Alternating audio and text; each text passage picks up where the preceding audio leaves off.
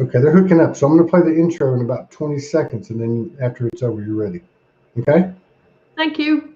All right. Y'all have a good show. Thank you.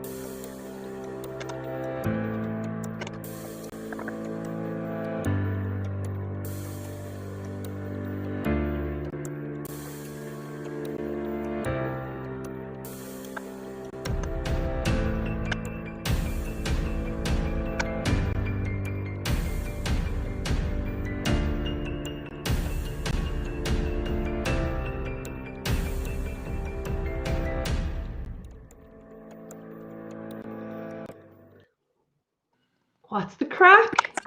Can you hear me okay? Yeah, I can hear you fine. What's happening? How are you keeping? I'm good, thank you. Ready to rock. Welcome. I really am so excited that you're here with me right now. To everybody watching, this is Dr. Mary Helen Hensley.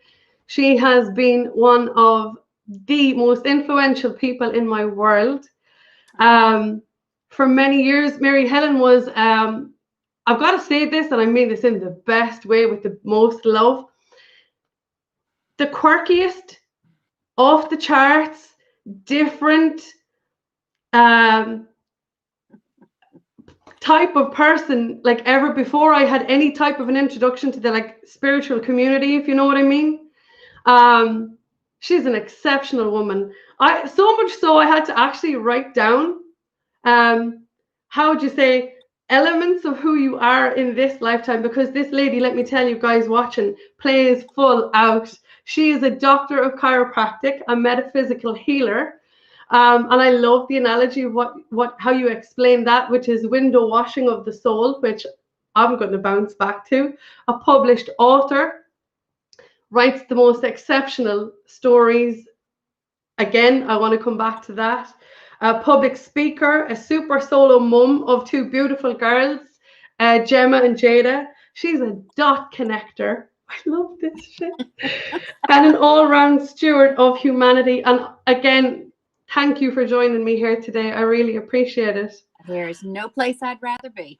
Oh, wow. So I would love to begin to ask you to share a little bit about your story, as in when the magic began in your world, because you being you don't do shit by halves. And if you could, I'd love for you to share a little bit about the near-death experience you had when you were 21, and what happened. All right. Well, the best place to start is in the womb. So if we're talking about when the magic began, and so let's go back to 1968. And my mother is in her early 40s, and I am the fourth pregnancy. And so my parents get called into the doctor's office, and he has to tell them for the late 60s some very disturbing news that my mom has the German measles, and it's in the first trimester of her pregnancy. So basically, my parents were sat down and went, you need to get your head around the idea that this baby is not going to be okay. And so my parents were just like, oh gosh, you know, it's like, what are we expecting? And the doctor was like, it could be anything from the child could be stillborn. You could have limbs missing, hearing loss, blindness, whatever. Just be prepared. It's not going to be okay. And so my parents left, and my father was a minister. And, I'm from the Bible Belt in the South, and he wasn't the holy roller type minister. He was actually really cool because he was a football coach. And so he was this like big American dude with this booming voice. And people loved to go listen to him preach because it was always sports related. So his congregations were always full.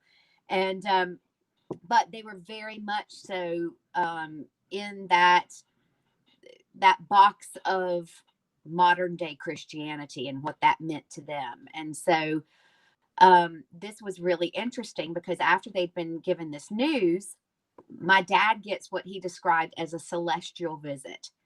Now, to someone who is operating within the Christian motif, you would think he would say angels. Well, he didn't say angels because he couldn't call them that, because these beings didn't have wings. He'd never seen anything, heard anything like this. And so two beings literally appear to my father and say, not only is this child going to be okay, but she is going to come in with some unusual abilities, and you need to help foster this in her. And so my dad's, you can imagine he's like wigging out because this totally doesn't fit in his idea of how this kind of stuff's supposed to work. And so sure enough, I'm born, and there were no complications to speak of. I'm an oddball, as you described, but that's not necessarily a medical condition. So in I come, and what was so interesting was these beings said to them, remember, I was born in 69. So when he has this visit, it's late 68, and there's no ultrasound. We don't have, gender reveals. And so, they said, your daughter. And sure enough, I was a girl. And so they're paying attention, my folks. And so by the time I hit about 4 years old, we have what I always refer to as the kitchen table talk. And this was when my father was about to, as you would say, go spare, because they had been told, keep your eyes open, watch. And so the biggest thing was that my best friend in my life was my grandfather Judge. And this was my mother's father. And he was a medical doctor from Kentucky. And he was my bestie. And we hung out all the time. And there's nothing really unusual, that bond between a grandfather and granddaughter, until I get called into the kitchen one day. And like I said, Dad, the big booming American preacher and football coach and all. And he sat me down. He said, Sugar, do you know the difference between alive and dead? I'm 4, right? And I'm like, And so my parents have to explain to me at the age of 4 that my grandfather that I am so close with and who I'm talking about all the time, and my parents are like giving these nervous looks all the time because of the things that I'm saying are things that only Judge, as we called him, could have known. And they had to tell me then that Judge had died when I was 1. And so it was then that I first realized, so I would have been the age of 4 when I first realized that I wasn't seeing the world the same way that other people were, that I was literally seeing interdimensionally. And so the same as I've seen you in person. I've hugged you. I've kissed your face. I love you. So I know that you're flesh and blood, even though right now, as I speak to you, you're sitting on the other side of a screen and you look like a flat 2D iconograph to me. Okay. Yeah. There's this part of me that knows you're the same as me. You're in the flesh and the blood. Okay. So as a child, when I would see my grandfather Judge, I just perceived this as a different form of the reality that I lived, let's say, with my mom, my dad, my brothers, my sister. And so I could see him. He was real. I could hear him. I could interact with him. I could feel him. And I didn't understand that other people didn't see the world this way. So when you talk about when did the magic begin, there it is. So I grow up and I can not only am I talking to the dead now at this stage, but I start having these dreams. And so I would dream stuff and it would come true. And, this comes in handy when your dad's the local minister, because I'm like, hey, Dad, better get cracking on that eulogy because Mr. Jones is getting ready to pop his clogs. Wow. So it's really interesting in our house. And, but the most interesting thing was that my parents, because whether it was fear, whether it was they were uncomfortable or they couldn't quite make sense of that which they couldn't deny. They said that we needed to keep this to ourselves. And so I literally grew up with the only people knowing that I could do these things. They were my mom and dad. My siblings didn't even know. So you can imagine when my first book came out 10 books ago, they got a shock. Yeah. So, so that's how it all began. And then as I grew up and I grew into my abilities, I started trying to grow out of them because, I went through the teenage years. I'm awkward. You don't want to be different than anybody else. And so what used to be an asset started to become a liability. And so I didn't want to be different. And plus I couldn't talk about it. I couldn't even explain myself. And so things were still happening, but my perception of them as a weird, everybody goes through the weird and awkward teenage stage. I'm still in it. And, I had a different perspective of that gift. And so it's like a kid who's beautiful and 16 and they have a fabulous voice and they're so self-conscious about that. Well, I'm suddenly self-conscious about the fact that I can see dead people. So I go off to college. I go through 4 years of college and literally all I am doing, and now I'm a cheerleader at this stage. I'm in college. I'm, they're like an American after school movie. I'm a cheerleader. I would write down the scores to the basketball games, put them in envelopes, stick them in my underwear drawer, and I go off and cheer. We'd come back, crack open a beer, and we'd open the envelope. There's the score. And this was me serving humanity. Wow. When I graduated from college, the powers that be decide, hey, time to get your acting gear, miss. I was 21. I was still going out with my college sweetheart. We had moved to Charleston, South Carolina, where he was from. And so in those days back in the South, your mama's picking out China patterns. And like, if you're still with the same guy you were dating in college, she's got the good, the everyday, and the Christmas patterns going. And so that's where I was. And so it was December 14th, 1991. And I was on my way to a Christmas party. And I was working for a sign company. I had my big fat college degrees and I was actually mopping floors in a sign company because somebody must have thought I needed some humility and modesty. And so it was the best thing that ever happened to me because I learned how to run a business from the bottom up. And it was great. But I am on my way to the Christmas party. I am less than 2 miles from my home. And I get to a traffic light, and this is in Charleston, South Carolina. There's a huge highway there called Highway 17. Lots of traffic this way, lots of traffic this way. And so I'm going to have to go across the traffic and make a left-hand turn to go in towards town. So I'm sitting at this traffic light, and I'm, it's a red light for me. So I'm sitting there for quite some time. Now, unbeknownst to me, a couple of cars back is a girl I went to college with. Now, where we were and where our college was hours apart. So she happened to be from that town. Why she was there that day, we never know. But there she was, a few cars behind me. Now, of course, at the time, I didn't know this.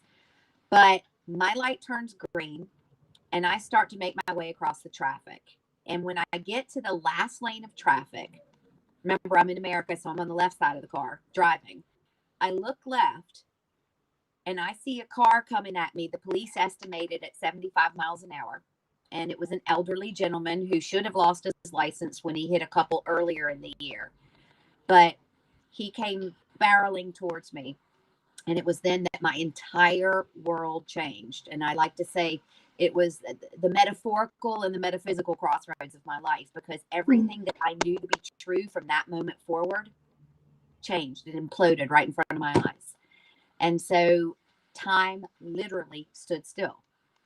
When I looked and I saw the car coming at me, I had no question in my mind I was getting ready to die. I knew that. And I was totally okay with it. And that's the bit, is when you are facing your own death, and people, whoever is listening to this, hear me. When you are facing your own death, you are in complete control. Now, for some of you who have lost somebody tragically, or maybe somebody to suicide or to illness, whatever the circumstances, it's the same. Time literally stands still, and you are behind the wheel, and you get to decide exactly how you want to experience the death. And in that moment, there's no fear. You recognize that who you really are is occupying the body, that you are not that body. And there's no fear attached to the fact that you're getting ready to discard the body. What you're sure of in that moment is that you get to take back with you exactly what you came for. You're preparing to leave that life, whether it's been for 30 seconds or you've been there for 99 years. You're leaving that life, and down to the last breath, you are gathering as many tools as possible, and you're taking those back with you. And so in that moment, I'm not afraid. I'm suddenly aware. And that's the difference, when people go, oh gosh, I'm so afraid to die. In the moment when you're actually dying, that's not what it's like. You realize, oh my God, I'm driving this bus. I see, Beautiful. And so time literally froze. It stood still. And I had the opportunity in that moment to make a choice. And the choice was, will I stay in my body and experience the impact? Is there something I need from that? Will I learn as a soul? Is there something I need to take back from being in the body? And I went, no, you know what? I've done this so many times. And now this is where it gets interesting. Wait a second. What did I just say? I've done this so many times. I was so aware in that moment. I was already cognizant of who and what I really am. And so I was like, yeah, no, shit, that's going to hurt. That's 75 miles an hour, man. And as soon as I made that choice to exit that body, there was a sound. And so anybody who's here in Ireland listening to this, I love the Irish music, and I love the Uilleann pipes, and that's my favorite instrument. And there's a drone, and it's like a bagpipes, and the bag is under the arm, and there's this beautiful drone that comes with it when you're getting ready to have an amazing session, and there's this so in the background, just as I've made the decision to exit the body, there's a sound, and that's what it reminded me of, those pipes.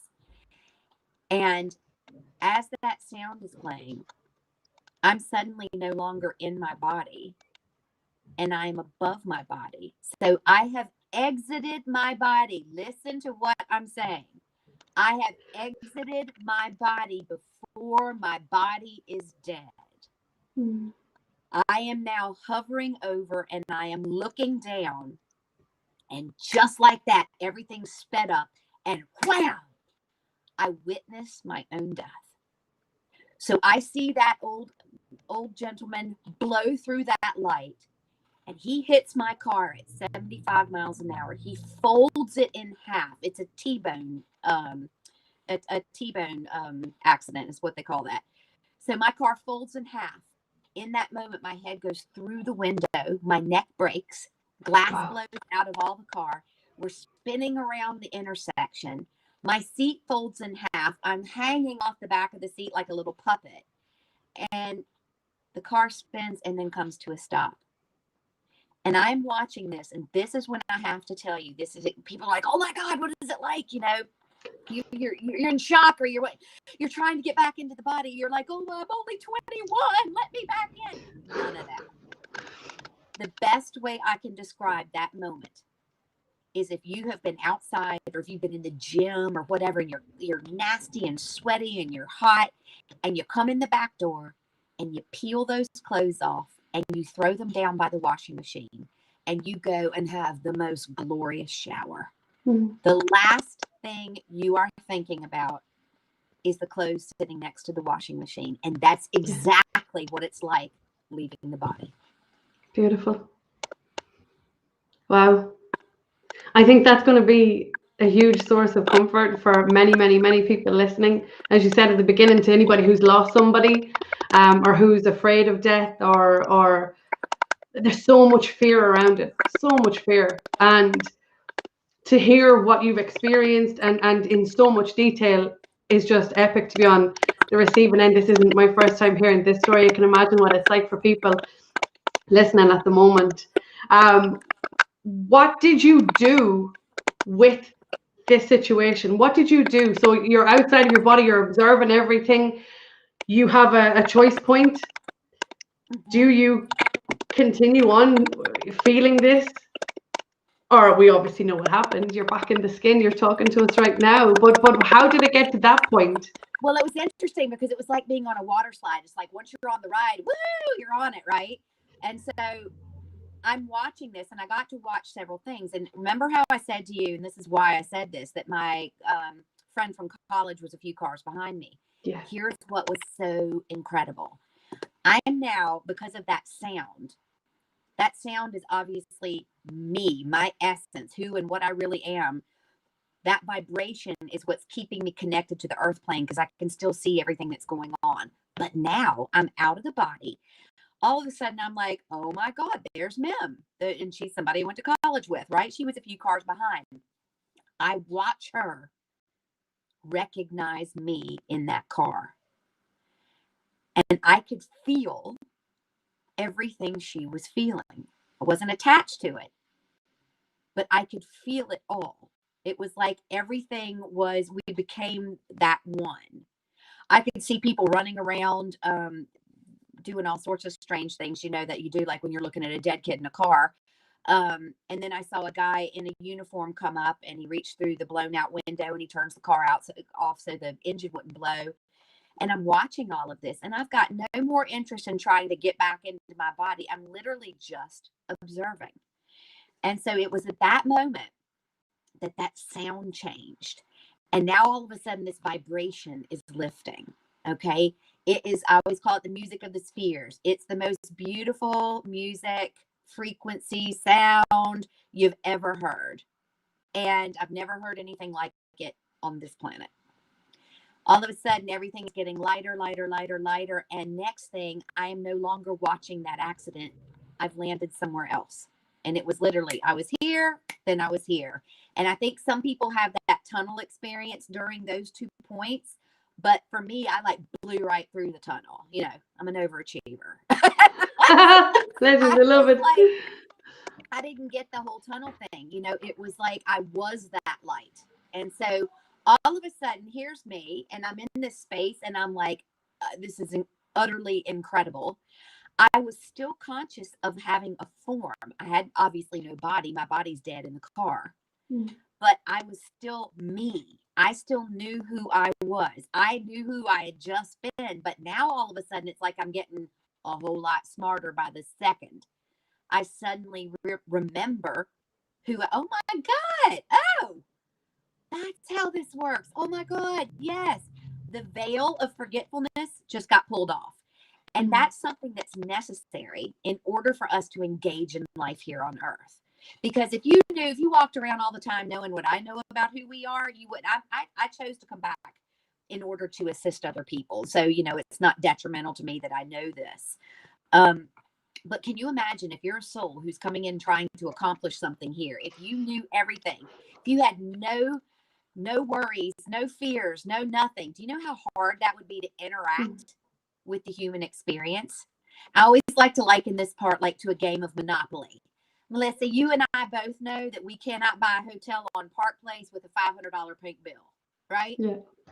But when we play a game of Monopoly, we suspend reality temporarily, and we take that on, and we play by those rules in order to play that game. We're interacting with one another. You know, you're a shoe, I'm a dog. We know that's not how it is, but we're agreeing to do that in order to play this game. And so suddenly you're sitting out here and you're like, oh my God, that's right. I suspended reality temporarily in order to stuff myself into this little meat suit and to give myself 5 senses in order to traverse the human experience. What a buzz. I mean, talk about the crack, you know, there it is right there, that you actually knowingly and willingly suspend your knowledge of who and what you really are in order to come in here and experience life as a human being, literally to watch and observe fractals of the same whole walking around in different suits, and you judge this one and this one judges you, and you interact and you learn and you grow and you get angry and you love and you experience bliss and chaos and absolute despair, and you recognize that that is the earth plane. That's the Monopoly game of earth.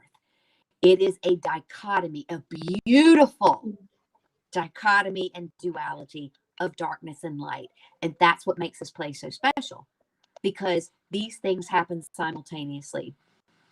You could lose your father last week and give birth to a child next week and be so torn up and so full of joy at the exact same time. There's nowhere else in the universe that allows for that type of experience. That's why this place is so freaking incredible. Yeah. And you absolutely play full out and have done ever since. Ever since I've known you, there is nothing that you don't tackle, that you don't address, that you don't look at. One of the things I love about your transparency and how no stone is unturned in your world. Nothing.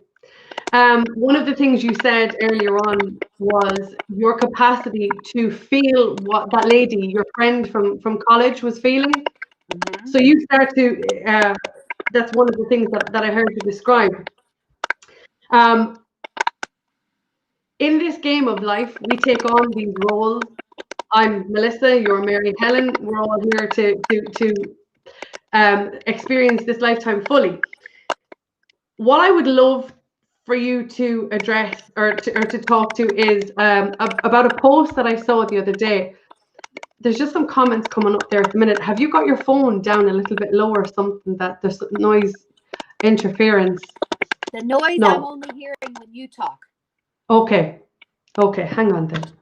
Does that help? I'm talking, I can hear it. No, it's still the same. I don't know what it is. I don't know. Look, we'll just keep going. It's cool. Yeah, I have no idea what's going on. Facebook. I believe we're going to be talking about peopling. Oh yes, that's what it was. Yeah. So you put up this most epic post that I saw yesterday about peopling, and I would love if you could explain to anybody here watching your description of what peopling was. This was epic for me. I loved every piece of this. I sat in my car on my lunch break watching this, laughing my arse off, while people were walking by looking in the window going, what is she doing? But yeah, if you could share this with anybody who didn't see the post. Sure. So we're living in the most extraordinary times right now. You know, some people see this as, oh my God, this is the worst time in history. I'm like, dude, this is like Mr. Toad's Wild Ride. I wouldn't miss this for the world. This is so incredible because it challenges everything that we know to be true. To be quite honest, I remember taking the garbage out one night a couple of years ago going, yeah, you know what? I'm actually kind of bored. And I was so relieved when everything started heating up a little bit and we started moving into a space, because basically what's happened, I mean, in case you haven't heard, we're in a pandemic. So what's happening with this pandemic is we are getting the opportunity to experience the world in so many different ways, because there are some people who are having a really, really horrible time of it. Mm-hmm. There are some people who are in absolute, utter terror. Forget fear. We've blown right past fear. We're in terror, right? And then there are other people who are really annoying, like myself, who go, I have had the time of my life since this happened. My God, I did so much stuff last year, and I had COVID early, and it was kind of like getting the boogeyman off my back. And I was like, oh, is this what this is? I'm a single mom. I've driven my kids to school feeling sicker than that. And I had a big dose of it. I was sick for 5 weeks. So, but being the person that I am, I got into the science behind it and started breaking it down. And I was in Los Angeles and I was using bioresonance, and I was actually able to use frequency to break down the different components of the actual virus. So I knew what was going on, and I was just fascinated. And the interesting thing that you begin to notice, and everybody's got their own opinion about that. And so if I hurt your feelings, good. I'm glad you're listening. I love this shit. So what's really, really important to know is that everyone isn't having the same experience with COVID. If this were a deadly and lethal virus, every person whose path it crossed would perish because of it. But we all know that that is not happening. What about the vulnerable? Well, unless a time comes where we no longer have a vulnerable population, we're always going to have the vulnerable. Always, you know, it's part of life. If you manage to make it to that old, or if you're still alive and you've got some disease processes going on, rock on. Okay, you're in the vulnerable category. But what's fascinating with this is that some people have experienced this virus via sickness. Me, I got sick. I was sick for 5 weeks. I broke it down because I wanted to. I wanted to know what this looked like. I wanted to know what it entailed. I wanted to see what deficiencies I had because of this. And this was really fascinating. Now, there are other people who were at home cleaning out the garage, doing some DIY home projects as they incubated or what do you call it? Isolated. When we're locked up. Yeah, lockdown, yeah. Quarantine. Yeah, that's it. Right. The lockdown state of mind. A quarantologist. So you had some people who were at home building birdhouses who had not as much as a sniffle and had no experience with the virus being a physical thing. Then you had the kid who's just gone through a year of trying to get their mental health back together again, and now they are isolated from everything that they know that brings them joy.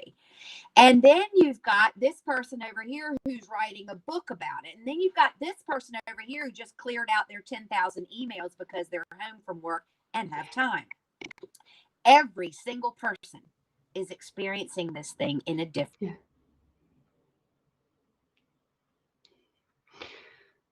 way. This is not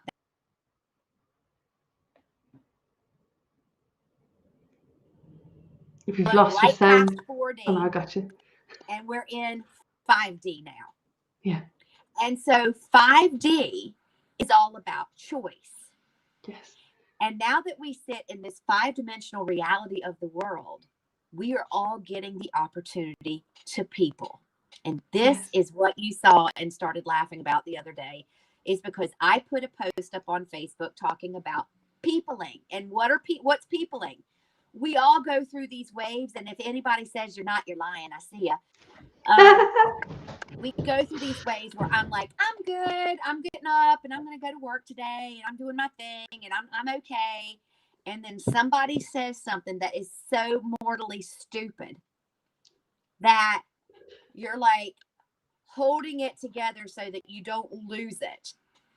Or someone does something because their experience of what we're all going through is different than somebody else's. And they step into a place of judgment or they're unkind. And peopling gives us the opportunity to jump down that rabbit hole with them. And all of us have done it. Don't say you didn't. All of us have done it. Yeah. And I've been dead. Like, I get how all this works. I'm not afraid of this virus, right? But there have been days where there is like, you just can't fix stupid. You know, like it is, I'm like, wow. Did you actually just say that? So I'm sitting here in my office and, you know, I've got patients coming in and out all day long. And there was somebody sitting during my lunch who had come in who was unable to wear a mask because she happened to have lung cancer. And so she came in between times. There wouldn't be anybody in here, but she's not wearing a mask or whatever. And somebody else arrived early and walked in the door and had the absolute brass balls audacity to start giving out to the person who was sitting there and says, I'm not coming in until she puts a mask on. So I sat back for a moment and I peopled. And what peopling means is that I have a choice. Mm-hmm. I can grab her by the scruff of the neck and escort her out. I did it a little more gently, but I made a choice. How do you want to do this? Do you want to sit back and just observe this? How do you want to interact with this? Because this is about all of us who are present right now. Your woman, your other woman, and me, right? How are we going to do this? And so I sat back and I peopled. I watched the horror and embarrassment of the lady with lung cancer, and I watched the absolute stupidity of the person who thought it was okay to come in and humiliate her in my house. Yeah. And this is my office. This is my livelihood. This is my home. And what's so interesting about peopling is we're watching people take the opportunity to go in and feel like they can interject in other people's spaces and other people's realities. And what peopling is it's a daily presentation for us to show up for ourselves. And some of us do great some of the days. And then there's some days I go to bed and go, oh my God, you fell for it, you Egypt. Do you know? Yeah. And you can feel yourself getting angry or it's like, you get involved in a political argument, or you get involved in a mask or not mask when actually you really don't care because it's none of your business what anybody else is doing. But this is what peopling is. Peopling is us being presented with these beautiful opportunities to either show up like a champ or look like a complete asshole. Yeah. Yeah. It really right now feels like it's hitting everybody's stuff. Like, I love the way you describe that. Some people experience it physically, some people experience it emotionally, some people mentally. It's nobody is not being affected by this right now. Absolutely not. And I think it's an incredible guide to show people exactly where they're at. So many people, prior to this pandemic hitting, they were so busy in their lives that they made excuses not to ever address their own stuff, their own emotions, their own thoughts, anything. And all of a sudden we're being literally met with ourselves on so many levels. Mm-hmm. I had a conversation yesterday where we were talking about the masks, the vaccines, all of the different things, on the possibility of the vaccine becoming mandatory in my workplace. And I was the opinion that was expressed, I'll rephrase my words. The opinion that was expressed to me was that I should have the vaccine if I'm told that I have to take it, because irrespective of how I feel about it or the impact of it or the side effects of it, if it's going to help the whole, then I should just do it. And I could feel every fiber of my being wanting to react to this, wanting to, express my opinion and my perspective. And like that, you're talking about the peopling, to have the discernment in that now moment to choose, which is, the word of the moment here, to choose. Do I react to this or do I respond? Sometimes,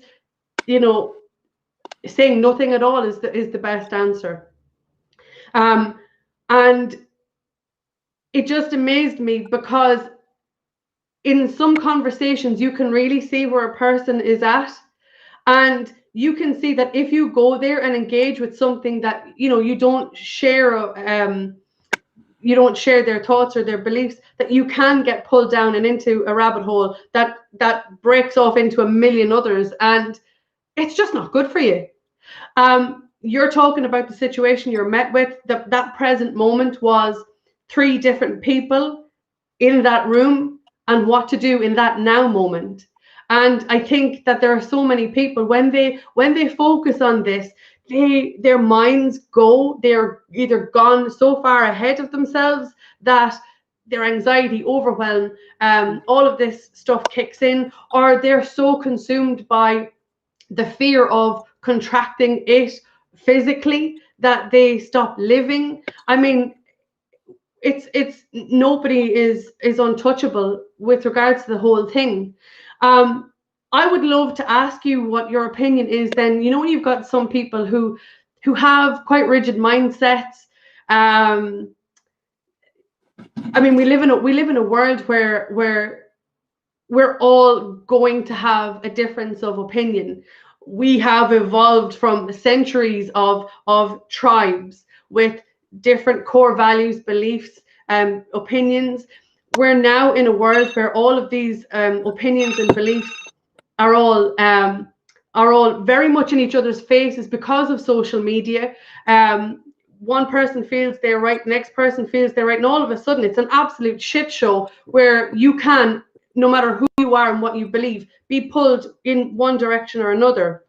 What I'd love to ask you is, what would you say to people who have the perspective of, I don't have a choice?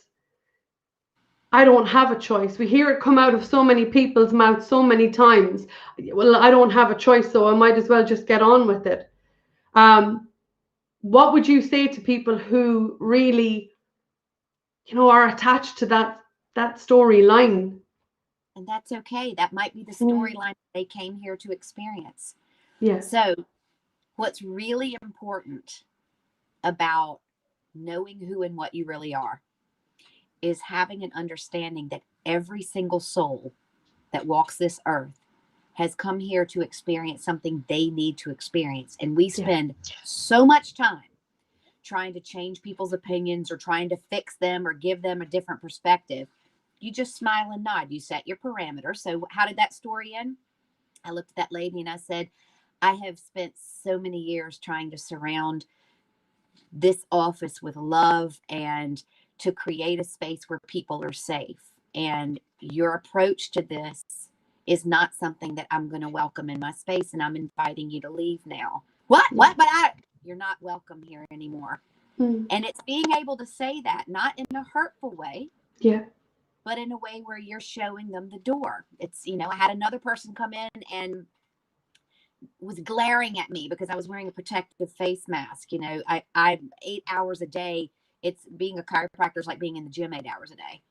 And, so I had a face mask on, or a face shield, not the mask that was on my face, because I needed some air, because I'm hardcore going at it. It's not the same as sitting at a desk or at an operating table, or even, I'm full on straight out 8 hours a day. And that's my choice, how I choose to protect myself. And so I wear the face mask because I'm in a office setting, or the face shield. And I had someone, every time I came out into the waiting room, who kept glaring at me, and then came in and finally revealed their absolute and utter disgust with my face wear without asking me anything about it first, but just unloaded on me. And I said simply, what's so interesting is where you were sitting in the waiting room, you were literally looking straight at my front door. I'm just curious. What makes you feel like it's okay for you to enter my space and be passive aggressive with me rather than choosing to walk out that door? You have a choice. You always have a choice. And what you've chosen is to come and unload and unleash your frustration on me. That's okay. But I also have a choice not to accept it. Yes. And so what I'm saying to people who are in the mindset that they think they don't have a choice, it's, have you ever had your political opinion changed by a Facebook post? No. Never. So No. let's add that to the, you want to run it through a filter, run it through that filter. The idea that you are going to convince someone who is vibrating in a space where they believe that they have no choice, you actually believe that you are going to make them believe that they do have a choice. You're just spinning your wheels. Go live your life. Go make your choices and stop worrying about trying to convince everybody else to see the world through your eyes, because everybody would be Melissa or everybody would be Mary Helen if we were all meant to see the world in the same way. So don't get offended just because somebody believes something different, and don't feel obliged to have to teach them. You know, everything is a teachable moment, but guess who the student is? Yeah. Right? Yeah. And can I ask you then about, you live here, this particular country, and I'm sure that other countries aren't too far removed from the same situation what I'm about to talk to, which is the suppression of our voices in a choice point where you have the choice in that given moment to honor you, honor yourself. And, you know, society tells you, you can't say that, you can't do that, you can't, you know, don't stand out, uh, um, be seen, not heard. You know what I'm saying? Suppression. Well, I've seen it. Yeah. I don't personally live that, but I Yeah. have observed it. Yeah. Yeah. Likewise. So this is something that I observe very often with people in different areas of my life, where I will watch somebody be subjected to something and stay there and take it because they think, well, I can't say anything, I can't do that. And, you know, it plays so much havoc. And I don't think people realize that when we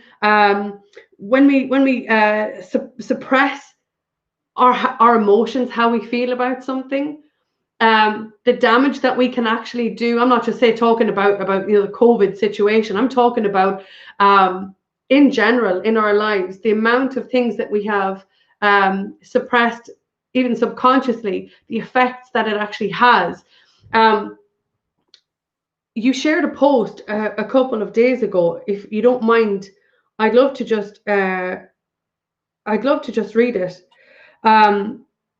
It was where you had facilitated a healing session, and to anybody watching, like I said, this lady is just exceptional. I've been on the receiving end of healing sessions with her, and they are off the charts. And when we're talking in frequency, I'm not, you know, there'll be a lot of people who are watching that understand this. There's some people who might not. I just want to share what you wrote, if that's okay. You wrote, after doing a frequency healing with a gentleman who no longer wants to be alive, my salt lamp turned white and crumbled to pieces. The vibes emitted by someone who is in a dark cycle of self-loathing are no joke. Frequency changes the molecular structure of a cell, either by enhancing it or destroying it. If you are living in the company of constant negativity, emotional manipulation, gaslighting, or fear, imagine the impact this is having on your body.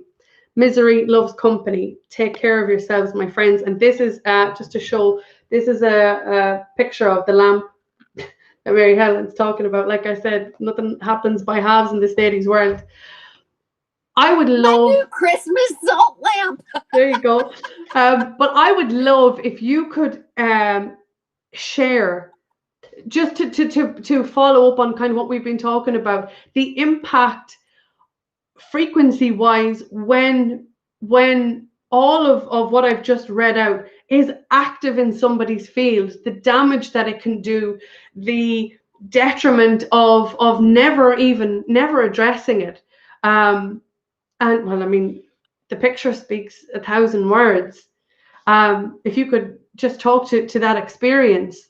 Well, what's most important, I think, for people to remember when we're talking about healing, remember, anybody who's talking like this or who's doing healing or writing books or doing whatever, all I'm doing is trying to heal myself. Mm. And I'm doing this through experience with so many other people. And what's fascinating with this is that all we are is frequency and light. You know, we're all just different points on the same beam of light. And what frequency does is it speaks beyond our bullshit. It speaks beyond the chatter that goes on here, and it goes in and it speaks to the energetic form of the body, of who we really are. That bit of me that left the physical body behind, that was still completely aware and cognizant and totally rocking it. That's just frequency. That was just me sped up, right? So what's really important to understand with frequency and frequency healing is, as I'm doing that healing with each individual, my objective isn't to try and change them. All I'm doing, like I said, is wiping that window clean so they can see themselves. There is no healing that takes place unless the individual does it themselves, period. Yes. You know, when I came back from that car accident and suddenly discovered I could touch somebody and actually make cancer go away or make this or that, oh my God, it was fabulous for my ego. Fab, do you know? But then very quickly I grew up and I went, that's not healing. Yeah. That's serving my purposes, not theirs, because oftentimes what would happen is without addressing the underlying emotional condition connected to that, the people would get sick again. Mm-hmm. And I learned that very, very quickly early on in my days as a healer. And so what's really fascinating to understand about frequency is that, like, we're over 70% water. Mm-hmm. And anyone who has read Emoto's work, where you see the water crystals that have changed shape, and they put like words, if you're not familiar with this, they take a sewer water, the dirty, broken molecular structure of a water crystal, and they would hold space around it and put words around it like love, happiness, joy, and watch the actual, this is science and physics, guys. Cymatics, watch the crystal change shape, right? So we're 70% water. If we introduce a frequency to ourselves, to our body, to our energy body, and to our physical body, we can, this very same, any musician would understand this. If I have two guitars in a room and I pluck the E string on this guitar, the E string is going to vibrate on this guitar. If I introduce frequency to a body, a physical body or emotional or spiritual body, if I introduce a healthy frequency of what a soul can experience while here on the earth plane, that body has the chance to tune itself up and resonate again at that healthy state. That's what I'm doing. So when we talk about frequency or energy healing, that's what we're doing. And so it's so easy to bypass all the chatter that goes up in here and go back down to our original source, which is frequency and light, and go in and do these little tune-ups. And then people are like, oh, my job isn't to try and convince anybody that they're here to do something or be something that makes me more comfortable. Yeah. You understand that? Never. Yep. Not my job to make that decision for somebody else.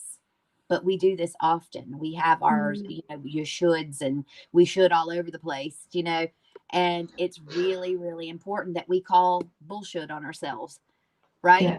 Because it is we who create our own discomforts and all that. Look, I strive anyway to be my authentic self every single day.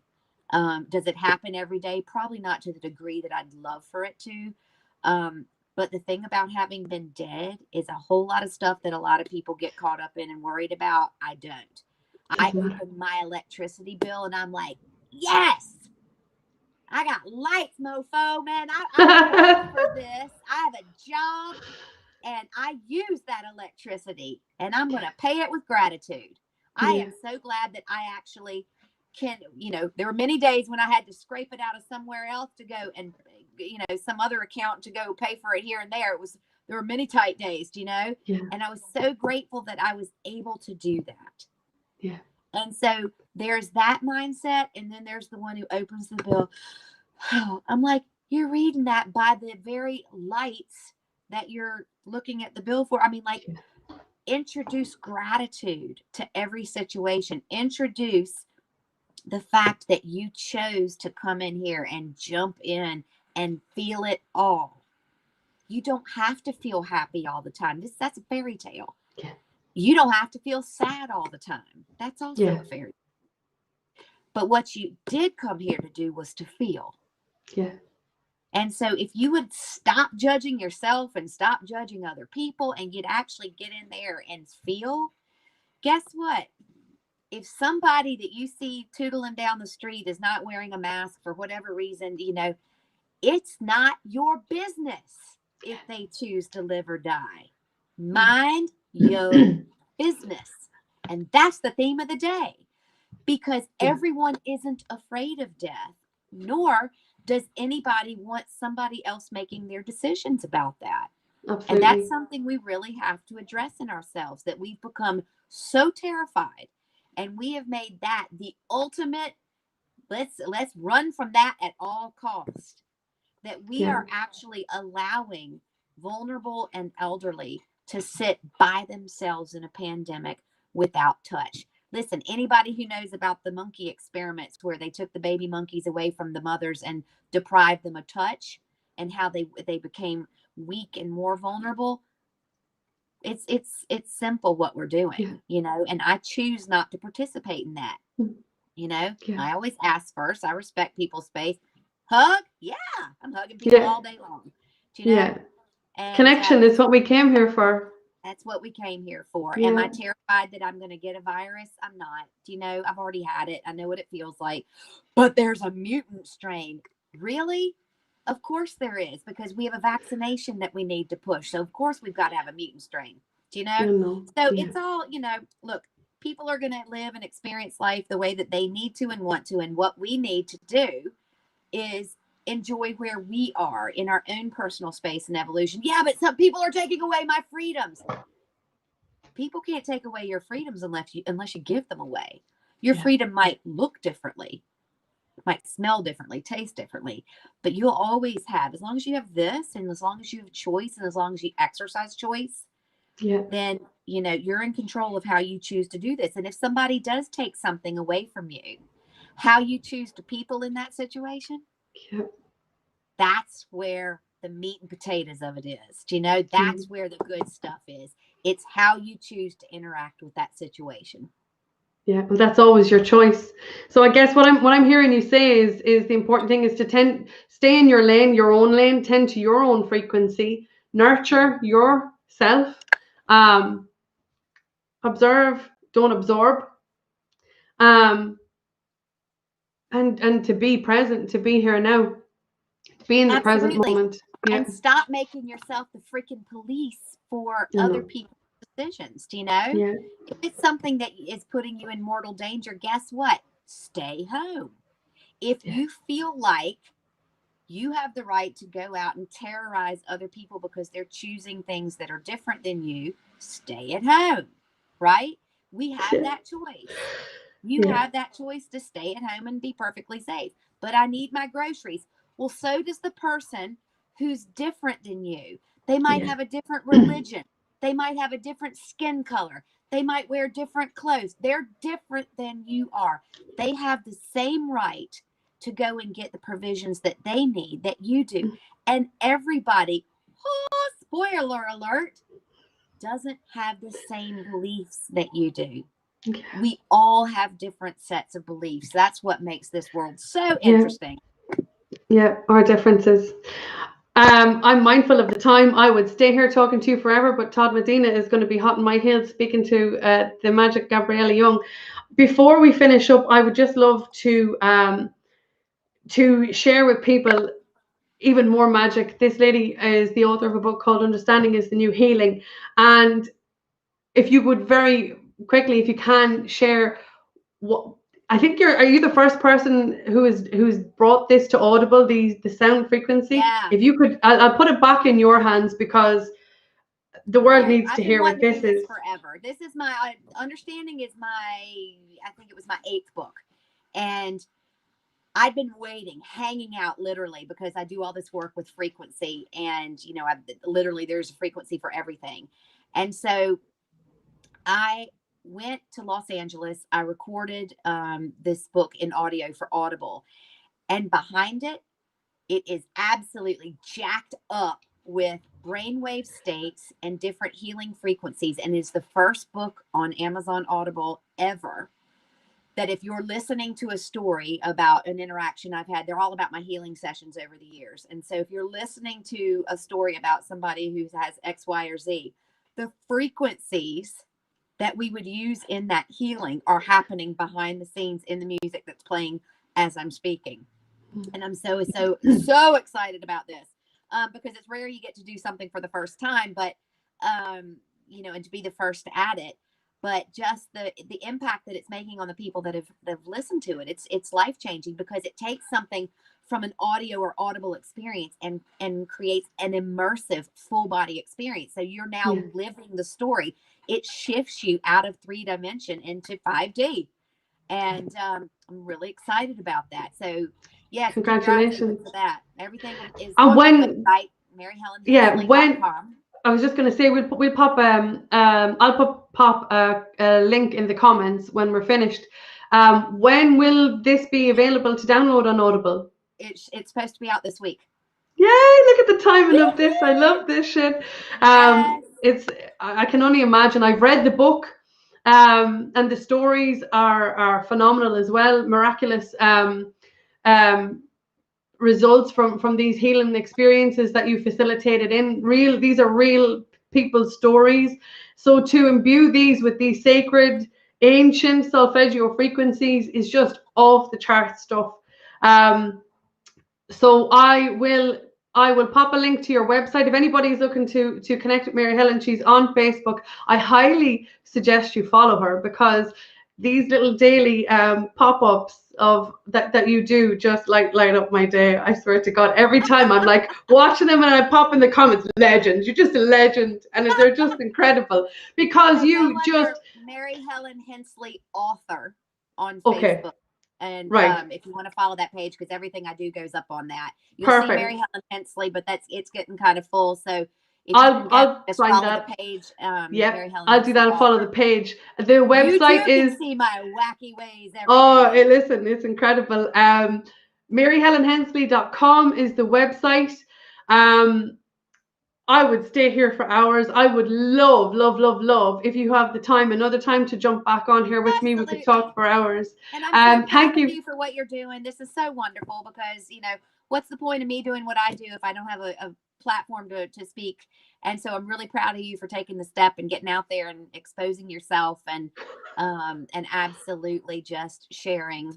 You're the most authentic human being I've ever met.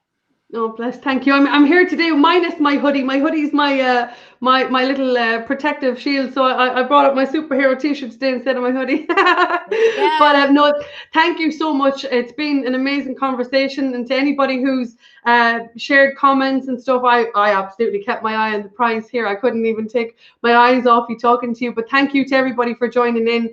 And we will definitely do this again. Until next time. Thank you. Thanks.